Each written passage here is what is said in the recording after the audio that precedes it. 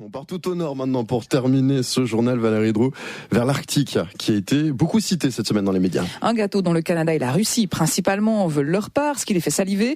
Les richesses pétrolières et gazières de la région, mais y toucher fera sûrement plus de mal que de bien, estime un spécialiste de la question, le professeur Michael Clair, Isabelle Cornat. Ce que le professeur Michael Clair propose, c'est un traité, à l'image de celui qui avait été conclu pour la région de l'Antarctique, de l'autre côté du globe, donc il y a une 50aine d'années. Ce spécialiste des questions de sécurité mondiale au Hampshire College aux États-Unis précise qu'il existe déjà un conseil de l'Arctique qui se réunit tous les ans. Mais l'avantage d'un traité, selon lui, c'est qu'il pourra être légalement contraignant et régler non seulement la question des frontières, mais aussi du type d'activité autorisée dans la région. Le traité sur l'Antarctique spécifie que la région ne peut pas être utilisée à des fins militaires. Et c'est une très bonne chose. Ce serait bien que l'Arctique aussi soit une zone de paix. Le traité de l'Antarctique pose aussi des limites concernant l'extraction minière et l'exploitation des ressources. Et c'est très important que pour l'Arctique aussi, nous posions certaines limites sur ce qui peut être fait, puisque des activités de forage ont déjà commencé. De toute façon, soutient Michael Clair, la nature dans l'Arctique ne cédera pas facilement ses ressources. Les entreprises qui ont commencé à forer sont en train de s'en rendre compte. Et surtout, en cas d'accident, alors les conséquences sur l'environnement pourraient être très lourdes. Il sera bien plus difficile, prévient-il, de nettoyer un déversement d'hydrocarbures entre deux blocs de banquise que dans le golfe du Mexique. C'était le journal de 8h présenté par Valérie Drou. Merci Valérie. L'Arctique, on va plus longuement en parler avec vous, Renaud Malik. Bonjour. Bonjour Nicolas. Renaud, on vient de vivre une semaine marquée, on le disait, par une escalade des tensions autour de cette région du globe. Beaucoup d'incertitudes demeurent autour de l'avenir de l'Arctique. Oui, cette région qui n'en finit pas d'attiser les appétits des puissances. Lundi, le Canada a annoncé avoir déposé un dossier à l'ONU dans le but d'étendre sa souveraineté sur le pôle Nord. La Russie a réagi en décidant d'augmenter sa présence militaire dans l'Arctique et les USA s'apprêtent à le faire aussi. Pour tous ces pays, l'enjeu est évident. Ils voient bien tout ce qu'ils pourraient tirer de la fonte de la calotte glaciaire. Et oui, le dégel devrait logiquement faciliter l'accès à d'énormes réserves de pétrole, de gaz, d'or et de diamants. Et ce pactole, évidemment, ne laisse personne indifférent. Mais l'Arctique, ce n'est pas seulement un gros gâteau blanc à se partager, c'est aussi un symbole fort, celui du réchauffement climatique. Et certains, à l'exemple du scientifique Michael Clair, qu'on vient d'entendre à l'instant, militent pour qu'un traité international vienne enfin protéger cette région. Alors, comment trancher entre les intérêts des uns et des autres? Peut-on éviter la montée des tensions? Et doit-on aujourd'hui choisir entre une exploitation à outrance ou une sanctuarisation de l'Arctique? Sanctuariser cette région du globe, est-ce que ce serait possible? Ou, selon vous, l'exploitation du pôle Nord est inévitable puisqu'il y a du gaz, du pétrole et que le trafic maritime pourrait être important? Vous pouvez nous rejoindre dès maintenant et poser vos questions également à nos invités au 0800 23 33 33. C'est l'appel, il est gratuit, 0800 23 33 33. Il est 8h10, vous écoutez la première, c'est en ligne directe, soyez les bienvenus. En ligne directe, Nicolas Eschiaou, Renaud Malik. Et j'accueille ce matin Nathalie Favre et Miko Meret. Bonjour à vous. Bonjour. Bonjour. Miko Meret, vous êtes avec nous en duplex de Paris. Nathalie Favre, vous êtes la porte-parole de Greenpeace Suisse ici à Lausanne. Vous êtes le Greenpeace, une ONG qu'on connaît relativement bien, qui connaît aussi très bien l'Arctique, même un petit peu de trop près aux yeux de certains. On se souvient donc de cette affaire Gazprom et de cette plateforme qui avait très été médiatisée avec plusieurs membres, dont le Suisse Marco Weber qui a été retenu en Russie. Miko Meret, vous êtes avec nous en duplex de Paris, je le disais, spécialiste des zones polaires. Et vous dirigez Polaris, c'est une entreprise spécialisée en consulting des risques politiques. Miko Meret, il y a une véritable montée aujourd'hui, un regain de tension de cette semaine tout au nord de l'hémisphère. Essayons de faire simple tout d'abord. Qui veut quoi exactement dans cette partie du monde ? Alors, ce qui s'est passé cette semaine, c'est qu'on a vu trois puissances, si vous voulez, s'affronter par médias interposés et par revendications territoriales interposées sur le pôle Nord. On a d'un côté le Danemark, qui est représentant en Arctique par l'intermédiaire du Groenland. Vous avez la Russie, bien évidemment, et vous avez le Canada. On aurait pu mentionner aussi d'autres pays, comme les États-Unis, qui ont développé une stratégie arctique très forte en cette fin d'année, mais on va laisser ça de côté pour l'instant, je pense. Donc derrière tout ça, il y a des enjeux économiques faramineux.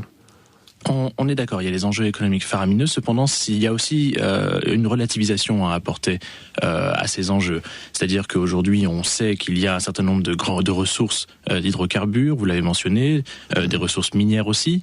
Et il y a des ressources évidemment en termes de futurs transports maritimes. Mais ce qu'il faut bien savoir en ce qui concerne l'Arctique, c'est que en ce qui concerne le pôle Nord précisément, on est dans une zone de ce qu'on appelle plaine abyssale, en fait, donc de plus de 4000 mètres de profondeur. Et en réalité, autour du pôle Nord géographique, on ne sait pas s'il y a des ressources importantes. D'ailleurs, si je peux me permettre, on pense qu'il n'y en a pas. C'est-à-dire que tout ça, les gens sont aujourd'hui en train de se battre pour rien ? Et non, pas du tout. Ils se battent d'un point de vue politique, d'un point de vue de la rhétorique, d'un point de vue diplomatique. Mais si vous voulez, tout ça, c'est un petit peu un jeu de make-believe, c'est-à-dire que les Russes veulent maintenir leur part du gâteau en Arctique, puisque l'Arctique représente déjà 25% de leur PIB aujourd'hui.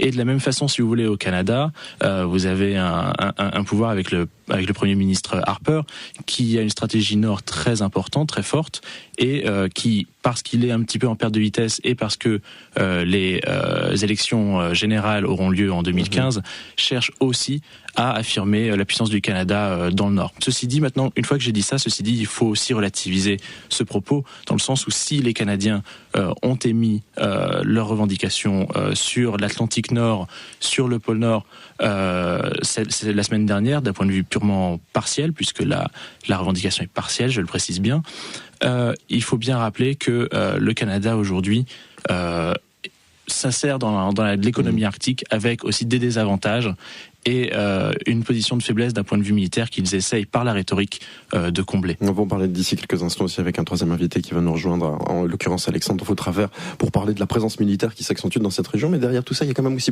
on le dit, l'enjeu économique. Alors Miko Mériat vient de dire, Nathalie Favre, que peut-être il n'y a rien. Néanmoins, on a quand même vu ces images d'un petit Zodiac partir à l'attaque d'une grosse plateforme. Ces images, vous les avez tous vues, vous de plus près, j'imagine. Nathalie Favre, il y a quand même exploitation aujourd'hui, tentative d'exploitation. Vous dites stop même à ce genre d'essais, notamment de Gazprom en haute mer russe. Alors les essais, c'est quand même du concret, vu que Gazprom veut commencer les forages pétroliers dès mi-décembre, c'est quand même très bientôt. Et puis qui dit forage pétrolier dit aussi marée noire, vu que Gazprom en particulier...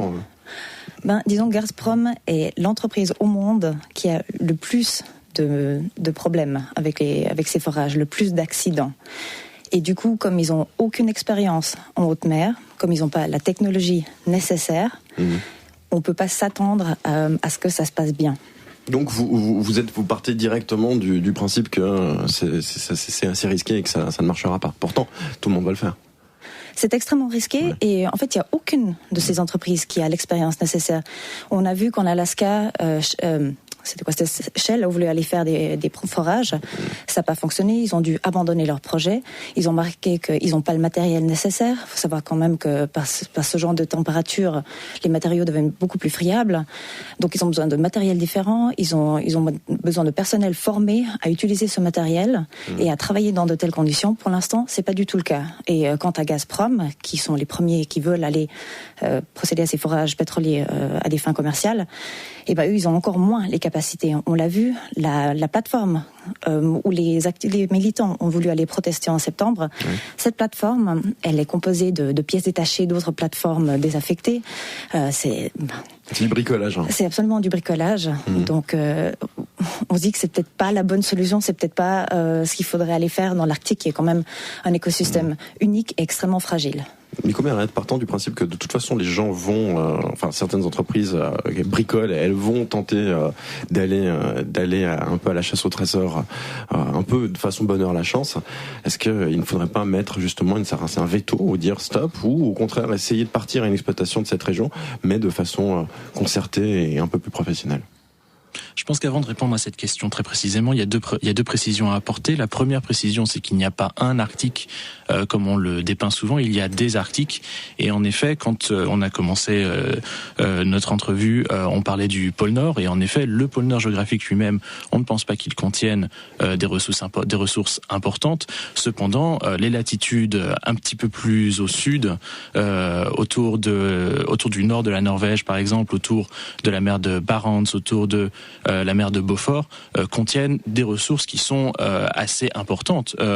Les États-Unis estiment qu'il y a plus de 91 milliards de barils de pétrole disponibles en Arctique. Certaines études, comme des études russes par exemple, pensent qu'il y en a beaucoup plus. On a vu des études aussi farfelues que 412 milliards de barils de pétrole dans l'ensemble de l'Arctique. Cependant, ce qu'il faut bien préciser, c'est que l'ensemble de ces ressources, telles qu'on les pense maintenant, sont dans les territoires de souveraineté maritime des États. C'est-à-dire qu'il y en a peu qui sont en dehors des territoires qui sont déjà sous souveraineté des États arctiques.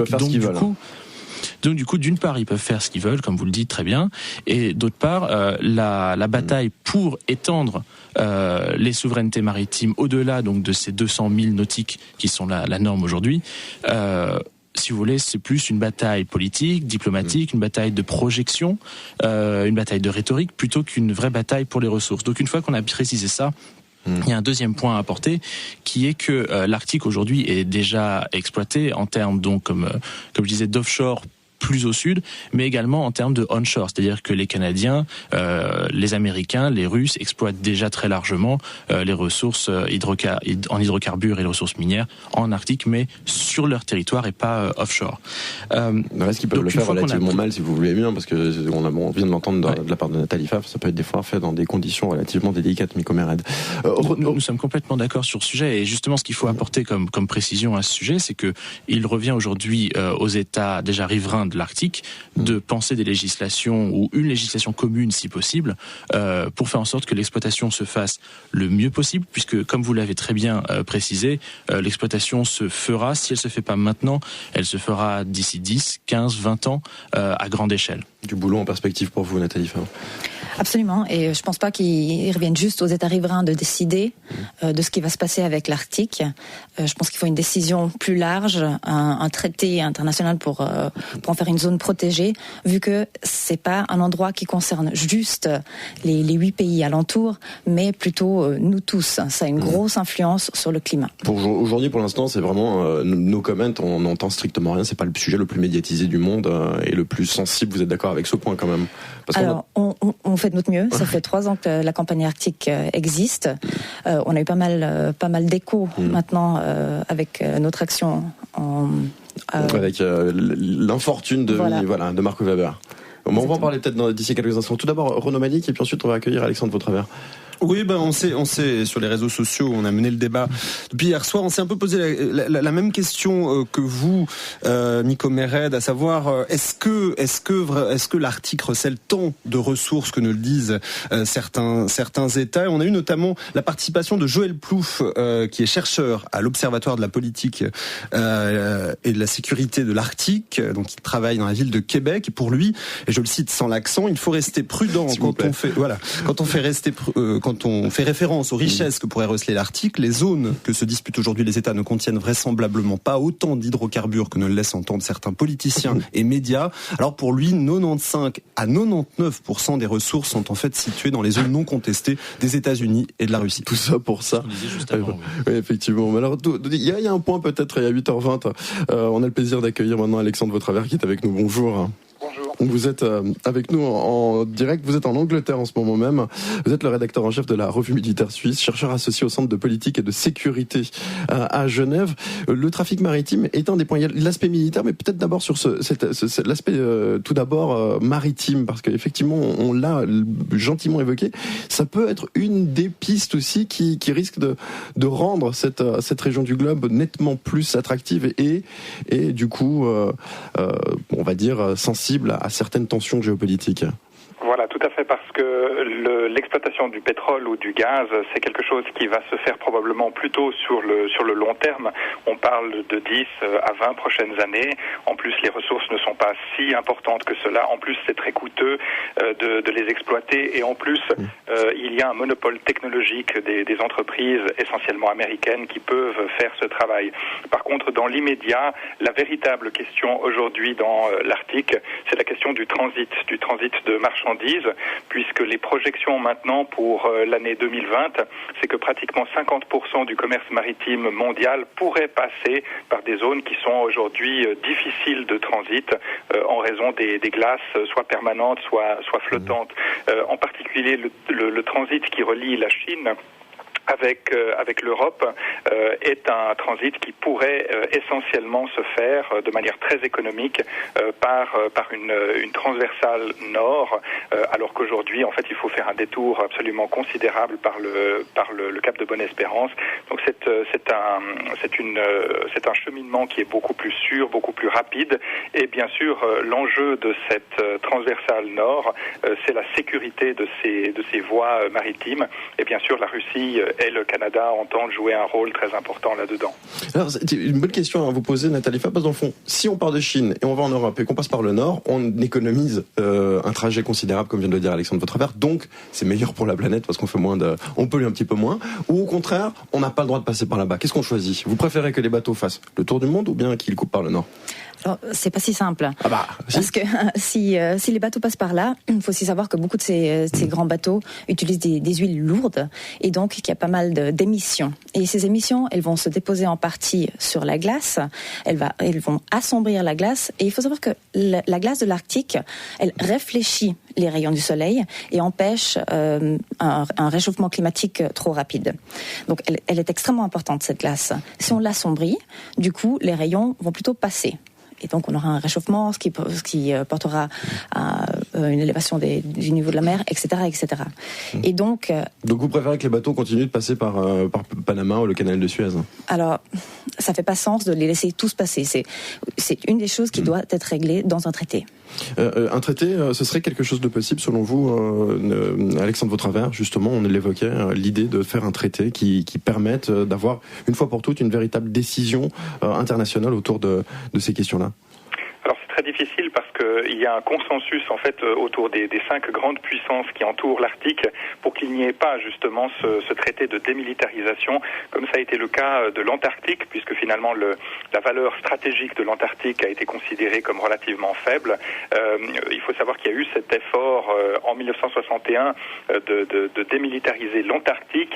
En 1967, de la même manière, on a démilitarisé l'espace, mais à cette époque-là où on était en train de parler de zones démilitarisées dans le monde, l'Arctique, donc le pôle Nord, était probablement une des zones les plus militarisées au monde, que ce soit du côté de l'OTAN ou du côté de l'Union soviétique. D'ailleurs, cette semaine, pas plus tard que cette semaine, mardi je crois, un certain Vladimir Poutine a ordonné que la présence militaire s'accentue dans l'Arctique. Miko Mered signe que, dans le fond, on ne va pas vraiment vers un traité ou un apaisement. Ça, c'est certain. La proposition de Michael Clare dans le New York Times la semaine dernière était très intéressante sur le papier. Faire un traité en Arctique comme il y a en Antarctique, c'est intéressant. Cependant, c'est une fausse bonne idée. Pourquoi c'est une fausse bonne idée ? Pas d'un point de vue environnemental. Ça, je pense que nous sommes d'accord avec Greenpeace sur le sujet. Ce qui est important de comprendre, c'est que le traité de l'Antarctique tel qu'il existe aujourd'hui a un certain nombre de faiblesses et d'aucuns pensent que le traité poursuivra ou en tout cas permettra de protéger efficacement l'Antarctique jusque la deuxième moitié de ce siècle-ci. Donc pourquoi ramener en Arctique un projet qui déjà finalement ne marche ? On s'aperçoit que ça ne marche pas aussi bien aujourd'hui en Antarctique. Et pour répondre à la question sur Vladimir Poutine, lui, l'année dernière, durant la campagne électorale, avait émis l'idée d'investir plus de 700 milliards de dollars en termes de développement militaire. Et en particulier en Arctique, en créant une force arctique, plus d'une vingtaine de nouvelles bases, ou la réouverture de bases soviétiques, ainsi que la création d'une force, comme je disais, en Arctique, qui permette d'intervenir n'importe où en moins de 24 heures dans l'océan. Donc si vous voulez, comme le disait Alexandre Vautravers, je pense qu'il n'y aura pas de possibilité d'un traité en Arctique aujourd'hui, puisque les États côtiers eux-mêmes sont réfractaires à cette idée. Nathalie Fa, faire une grimace. Vous n'avez pas l'air d'être contente de ce que vous entendez. Non, mais écoutez, je trouve que c'est un peu facile quand même de dire ça marche pas comme on le voulait en Antarctique, donc on va laisser tomber dès le départ en Arctique. Je pense que ça vaut quand même la peine. C'est pas exactement ce que j'ai dit. Alors, permettez-moi de vous couper. C'est pas du tout ce que j'ai dit. Ce que j'ai dit, c'est que c'est difficile d'amener une idée qui ne marche pas forcément et qu'il faut l'adapter, mais certainement pas la porter telle quelle. Alors qui pour l'amener ? Alors, ce qu'on demande, c'est aux Nations Unies de s'en occuper, parce que c'est vrai que le Conseil arctique, sachant qu'il est composé quand même de 5 nations, enfin de 8 nations en tout, et de 5 nations qui auraient envie de procéder à des forages, c'est peut-être pas la bonne solution. Donc on demande aux Nations Unies de s'occuper de ce problème. Autant dire, Alexandre Vautravers, que rien ne se fera. On ne sait jamais, parce que finalement la stratégie des acteurs est assez différente, et en réalité, puisque les États-Unis sont diplomatiquement en état de faiblesse vis-à-vis de cette question que vous traitez juste maintenant, en fait les États-Unis sont les principaux supporters effectivement d'avoir l'ONU, de voir l'ONU s'occuper de cette question. Maintenant, peut-être juste pour revenir à un point qui a été dit, puisqu'on a parlé de cette force d'intervention russe en Arctique, c'est déjà le cas. On est en train de parler pratiquement de 300 incursions aériennes chaque année. Donc d'avions russes dans l'espace aérien japonais. Beaucoup de ces survols se font en fait dans des zones qui sont proches de l'Arctique. Et puis du côté occidental, c'est-à-dire finalement aux frontières de l'espace aérien de l'Union européenne, on parle pratiquement de 200 intrusions chaque année. C'est quand même quelque chose déjà c'est assez conséquent, ouais, effectivement. C'est très important, ouais. Pratiquement un par jour. Ça nécessite quand même passablement d'attention. 8h27, vous écoutez la première. C'est en ligne directe. Nous sommes ensemble jusqu'à 8h35 avec cette question ce matin. Gaz, pétrole, trafic maritime, l'exploitation du pôle Nord est-elle, selon vous, inévitable? Vous pouvez nous rejoindre au 0800 23 33 et les réseaux sociaux aussi. Renaud, Malik, je me retourne vers vous. Oui, on est en train de parler de considérations géopolitiques, stratégiques, écologiques, etc. On en oublie peut-être ce constat de base, mais qui est important dans le débat, c'est que l'Arctique est aujourd'hui la dernière ou l'une des dernières terres inconnues. C'est l'idée qu'expriment beaucoup de gens, notamment Gilles Lapouge. Il est journaliste au Monde diplomatique. C'est assez beau ce qu'il écrit, je voudrais bien le citer. Toute la planète est aujourd'hui répertoriée, recensée, civilisée. Il n'y a plus un pouce du globe échappant au savoir. Seuls les pôles font exception. Et c'est précisément pour cela que l'Arctique ainsi que l'Antarctique sont un patrimoine si précieux pour l'humanité. Ces espaces, je cite encore, détiennent des stocks de denrées plus précieuses que l'or et l'antimoine, des ingrédients essentiels aux êtres humains et aux sociétés, de la blancheur, du néant, du silence, de l'infini et de l'inconnu. Et c'est précisément ce que dit un auditeur qui nous a appelé en début d'émission. Cet auditeur, c'est Reto. Il est berger dans le Mollindru, c'est dans le canton de Vaud. Reto, il précise qu'il vit sans électricité. Ce qu'il dit, c'est que l'homme doit comprendre qu'il faut un dernier sanctuaire. On ne peut pas tout exploiter. Vous avez retrouvé le sourire, Nathalie Favre. Absolument, je trouve que c'est pas la peine de tout exploiter juste parce qu'on en a l'occasion. Vous pensez vrai que l'économie va avoir un once de philosophie et d'éthique? Alors l'économie, elle pourrait profiter d'investissements dans les énergies renouvelables. Je pense que pour ce qu'on va trouver sous l'Arctique, peut-être, parce que les estimations sont sans arrêt revues à la baisse. Donc au lieu d'investir là-dedans, dans quelque chose qui pourrait être une chimère, dont on ne sait pas exactement non plus les conséquences, pourquoi pas investir dans les énergies renouvelables? On parle de milliards de dollars qui sont investis rien que pour les opérations présentes de Gazprom. On ne parle même pas des autres compagnies. Donc, une course Est-ce qu'on peut estimer justement, Miko Mérian, à propos d'estimation et à propos de chiffres, ce que représenterait, j'utilise encore le conditionnel, heureusement, la fonte de l'Arctique? Oui, c'est d'ailleurs le travail sur lequel on s'attache à apporter des précisions. Il y a un certain nombre de chercheurs, notamment je pense à Peter Wadhams à l'université de Cambridge, qui a sorti une étude au mois d'août de cette année, estimant que le coût de la fonte de l'Arctique pourrait être de 60 000 milliards de dollars pour la planète. Ce qu'il faut bien comprendre, c'est que, et moi c'est la vision de l'Arctique que je défends, puisque travaillant dans l'Arctique et y voyageant particulièrement souvent, je rencontre des peuples aussi qui s'y trouvent. Et il faut bien comprendre que l'Arctique n'est pas l'Antarctique, dans le sens où l'Antarctique n'est pas peuplée, mis à part par la faune.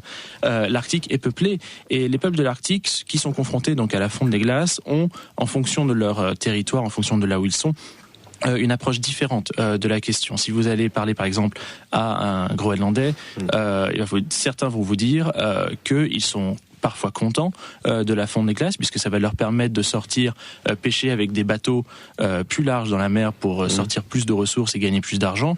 Et si vous parlez par exemple à quelqu'un du Nord-Québec ou quelqu'un du Nunavut au Canada, il pourra aussi vous dire que le développement de l'industrie minière, voire des hydrocarbures à terme, ou du transport maritime pourrait apporter des emplois non négligeables pour réduire le coût de leur vie.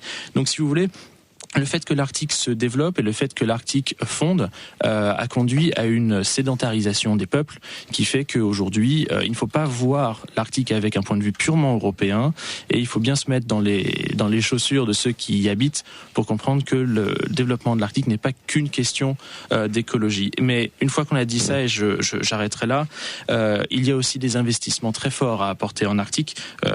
On parlait tout à l'heure donc des bateaux aux huiles lourdes qui vont naviguer potentiellement en Arctique. Ce dont il faut bien se rendre compte, c'est qu'un certain nombre de pays, et l'Islande ou la Norvège sont pionniers en la matière, la Suisse n'est pas mal non plus d'ailleurs, investissent dans la technologie hydrogène ou dans les technologies d'efficience énergétique pour pouvoir faire en sorte que le développement de l'Arctique se fasse. Et c'est vrai que si on peut développer ces territoires comme des laboratoires de ce point de vue, à ce moment-là, on pourra ramener des technologies qui seront très viables pour nos latitudes un peu plus au sud et nous permettre à la fois de faire des gains en termes énergétiques et de créer des emplois et de l'économie. Alexandre Vautravers. Oui, alors bon, sur ces points, je suis tout à fait d'accord, bien sûr. Il ne faut pas oublier non plus le volet stratégique, politique, géopolitique et militaire, c'est-à-dire aussi bien sur le plan de la Russie que sur le plan de l'Union européenne que de l'OTAN, puisque l'OTAN, ça signifie quand même l'Atlantique Nord. Il faut se rendre compte que c'est le grand enjeu, en particulier de l'OTAN, peut-être de l'Union européenne et certainement de la Russie pour ces 10 prochaines années. Et du côté de Greenpeace, on va continuer ce type de mobilisation comme on l'a vu, où on va s'arrêter en tout cas à s'attaquer à des gars. On a compris le message. Alors, on ne se laisse pas intimider. Les forages pétroliers en Arctique, on n'en veut pas, tout simplement. Il y a, comme disait Monsieur Meret, il y a 4 millions d'habitants en Arctique. Ça fait beaucoup de monde. Il y a beaucoup d'espèces qui pourraient disparaître, d'animaux marins. C'est un endroit qu'on connaît relativement mal. On a très peu de recherches, vu que c'était couvert de glace pendant très très longtemps. Et du coup, il y a beaucoup trop de problèmes. On parle, si la glace fond, on pourra faire plus de pêche, ce qui pourrait profiter aux habitants sur place. C'est pas le cas, parce que qui dit pêche industrielle, dit surpêche, et du coup, comme ça s'est passé partout dans le monde, les habitants, ils vont pas du tout en profiter, ils vont devoir aller de plus en plus loin pour trouver des poissons qui n'y sont plus. Et il y a le problème des marées noires. On sait que s'il y a une marée noire en Arctique, par ce genre de température, ça va être absolument impossible de s'en occuper comme il faut, de procéder au nettoyage. Il y a beaucoup trop de problèmes, il faut y réfléchir. Terminons avec cette note positive. Merci en tout cas Nathalie Favre d'être venue ici dans nos studios de Lausanne, porte-parole de Greenpeace Suisse. Miko Mered était avec nous en duplex de Paris. Alexandre Vautravers avec nous. Merci à toutes et à tous. C'est la fin de ce débat dans Ligne Directe. On vous retrouve lundi matin. Renaud Malik également. Pour vous dire également, avant de retrouver Didier Duployer, que les débats sur les réseaux sociaux étaient gérés cette semaine par Isabelle Cornin. À la production du Journal du Matin, il y avait Muriel Balamant et Valérie Howard. À la préparation, Maria Blasco. Les assistantes de production, Marie-Jo Majorana et Josiane Perret. À la technique, merci à